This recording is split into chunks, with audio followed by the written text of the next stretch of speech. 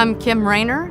I am Laura Booth. We are here to support the animals and the staff of the Escambia County Animal Shelter. We have several programs. I'll let Kim talk about Dogs with the Drawl. That's our special program. We have heartworm treatments, enrichment programs to help stimulate and keep active the animals that are here in the shelter while they're staying. Operation SNP, which is our new program, Spay Neuter Initiative Pensacola, to provide low-cost, high-quality spay and neuters for people that can't otherwise afford it. One of our programs is Dogs with a Drawl. It is a transport program. So we take animals from our shelter to no-kill shelters. Typically in northern states, we have also gone east to Jacksonville. We work with partner rescues as well. If we take dogs and cats from them, they can then pull from the shelter. So it benefits them and us, our animals.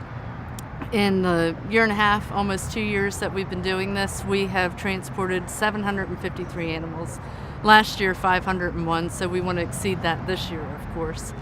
And we've taken all kinds, puppies, old-timers, toothless, blind, deaf, all kinds of pooches and kitties. 3 legs, yes, we've sent some of those. Every single one of them has been adopted. It's a fantastic program, and we've had tremendous support. And this van behind us was part of a grant we received from Sunday's Child, and they awarded us just enough to get this van. We had to pay $50 for it, so we were totally okay with that. Very exciting, yeah. We're all volunteer driven, so we will load this van up, drive to Birmingham, Alabama, where we pick up the Puppy Pipeline, and they are a professional transport organization, also nonprofit, but they have like super fancy vans with kennels that are temperature controlled and all that stuff, and then they take them straight through to their destination, where they are met with smiling, happy faces ready to welcome them. We're in pretty much constant contact. Specifically with the kennel supervisor, often John, the director, it's just constant contact. And they're always willing to help, always.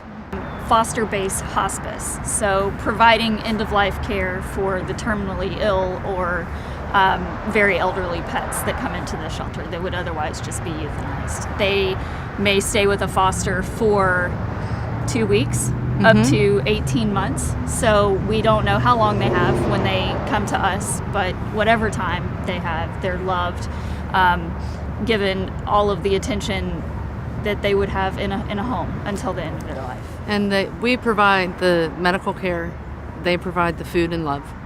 It's a pretty simple program. It's just to give these animals the love they deserve. Part of what we do is raise funds to benefit the shelter animals, and that is grant writing, in addition to just day-to-day fundraising. So the van was for a grant. We've had a grant for heartworm sponsorships, and now our most recent award has been this fantastic grant from Rescue Rebuild, which is a renovation of our shelter. And the whole focus of this renovation is to improve the lives of the animals while they're here, which is exactly what we work to do. So the play yards and the catio and all of that are really going to lessen the stress of the animals and make them happier and therefore more adoptable. It keeps them healthier Yes, as well. It does.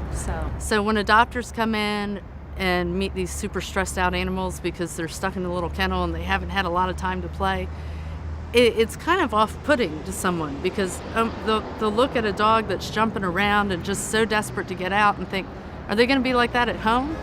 Now they're going to have an opportunity to run off that energy or stretch their legs in the catio in the sun. I think anytime we have a success story, if that's a more difficult to place animal that finds a home, or whenever the animals go on transport, we're generally crying. It's ridiculous. I can't. The small victories all the way to the large. Anytime there's a happy ending, we're thrilled. I get really excited when we hear from the animals that have been transported from their new adopters, because with each animal we send a bio. either from the fosters that have kept the animal before transport. They can send it and include their contact information. If the animal's leaving straight from the shelter, we write a letter with our contact information. So for instance, this is Louie. I got a text from Louie's mom yesterday. She was telling me all about him. He's up in Pennsylvania. He had knee surgery. She's fixed him all up. He's getting kind of grouchy with her cats, but she's going to work on it. I mean, it's really neat to hear about their lives, what we were hoping for them. And we've heard from a lot of them. We have. We just appreciate Commissioner Berry taking the time to feature us and give us this opportunity. Anyone that's interested in volunteering or donating, just contact us. If you're interested in having your animal spayed or neutered and you think you fall into the SNP category, contact us. Well, we always want to help.